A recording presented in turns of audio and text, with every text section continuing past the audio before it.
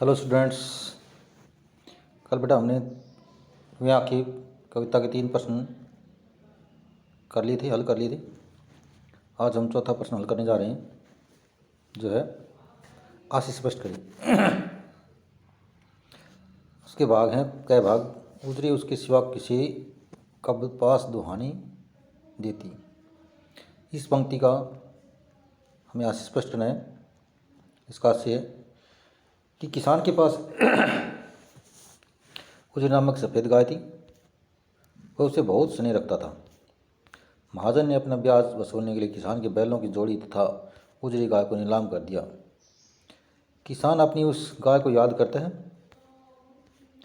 वह किसान से अत्यधिक प्रेम करती थी। दूध दोहने के लिए वह किसान के सिवा किसी और को हाथ भी नहीं लगाने देती थी।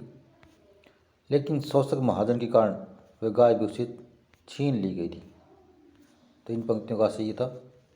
दूसरा है, घर में विधवा रही पतोहू लक्ष्मी थी, यद्यपि पति घातिन। इस पंक्ति का आशय प्रश्न है। इसका आशय है कि जमींदार के कारिंदों ने किसान के जवान बेटे को लाठियों से पीट पीट कर मार दिया था। शोषक जमींदार के घर में अत्याचार की हद हो गई। अब किसान के घर में केवल एक विधवा पुत्र वधू थी, जो कहने को तो घर की लक्ष्मी थी, लेकिन रूढ़िगत समाज उसे पति को खाने वाली कहता था। इसलिए कवि ने पति घातिन शब्दों का प्रयोग किया है और समाज के द्वारा विधवाओं के प्रति अपनाए जाने वाले व्यवहार पर करारा व्यंग्य किया है। हमारा अगली पंक्ति है कि पिछले सुख की स्मृति आँखों में क्षण भर चमक लाती, तुरंत सुनने में गढ़ भय चितवन, तीखी नोक दर्श बन जाती। इन पंक्तियों का स्पष्ट करना है। तो इनका आशय है कि किसान की आंखों में दीनता, दुख और करुणा थी। उसका सब कुछ जमींदार और महाजन ने मिलकर लूट लिया था। इस दुखद अवस्था में भी किसान की आंखों में बीते हुए दिनों की यादें कौन जाती है। एक समय था जब किसान के पास भरा पूरा परिवार था। पत्नी, बेटा, बहू, बैलों की जोड़ी तथा गाय थी। इन बीते दिनों की यादें किसान को क्षण भर के लिए सुख प्रदान करती है, परंतु वास्तविकता का ज्ञान होते ही किसान की आंखों की चमक सोनेपन में लीन हो जाती है। अब चितवन तीखी नोक के समान किसान के सीने में चुभने लगती है और वह आहट हो उठता है, दुखी हो उठता है। तो बेटा ये था हमारा चौथा प्रश्न, जिसके 3 भाग थे और इस कविता में केवल 4 ही प्रश्न हैं, जिनका हमने डिस्कस कर लिया है। आप इनको लिख लेंगे और याद कर लेंगे।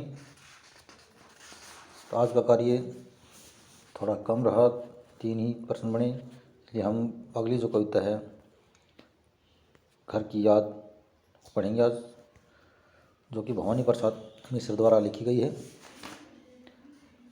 भवानी प्रसाद मिश्र जी ने ये कविता उस समय लिखी जब उनका जेल में जाना पड़ा था, कारावास में जाना पड़ा था। कारावास के दिनों में जब उनको घर की याद आती है तो उसको लेकर के ये लिखी हुई कविता है।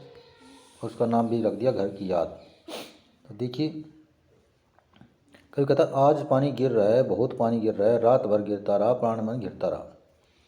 कवि कहता है कि आज पानी गिर रहा है, अर्थात पानी गिर रहा है, बहुत बरसात हो रही है, बहुत पानी गिर रहा है, बारिश बड़ी तेज़ी से हो रही है। रात भर गिरता रहा, वह बारिश रात भर होती रही, प्राण मन गिरता रहा, जिसके कारण कवि के प्राण और मन दोनों बेचैन हो उठे। गिरना बेचैन हो उठना, संवेदनशील हो उठना। बहुत पानी गिर रहा है, कवि कहते हैं बहुत ज़्यादा बारिश हो रही है, घर नज़र में तिर रहा है, जिस कारण से कवि की आंखों में घर का नज़ारा, घर का दृश्य घूम रहा है। घर है मुझसे दूर है जो, है खुशी का पूर है जो। और कवि अपने घर को याद करता हुआ कहता है कि वह घर हालांकि मुझसे दूर है, लेकिन घर खुशी का पूर है जो, लेकिन मेरा घर खुशियों से भरा हुआ है। अर्थात कवि को बरसात के दिनों में अपने घर की याद आती है, जिस कारण से वो संवेदनशील हो उठता है। तो बेटा आज हम इतने ही पढ़ेंगे, बाकी नेक्स्ट कल। तब तक के लिए